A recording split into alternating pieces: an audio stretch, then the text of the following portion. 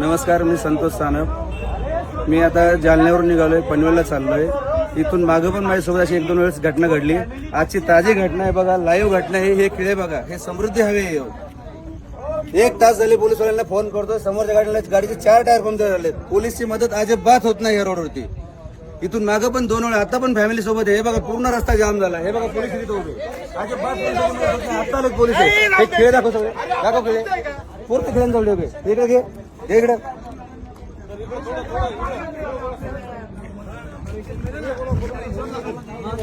भाऊ, इथून मागून माझ्यासोबत अशा घटना 2 वेळा झाल्यात. तेव्हा पण मी पोलिसांना फोन केला, अजिबात पोलिसांची मदत होत नाही.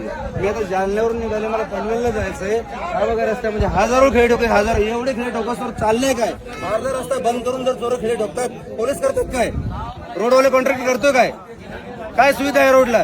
कशाला हा रोड बनलाय? हा समृद्धी एका लोकांचा जीव घ्या रोड बनलाय, तेच समजत नाही. व्हिडिओ व्हायरल करा हे आणि हे दाखवा या पोलिसवाल्यांना. अजिबात पोलिसची मदत होत नाही या रोडला.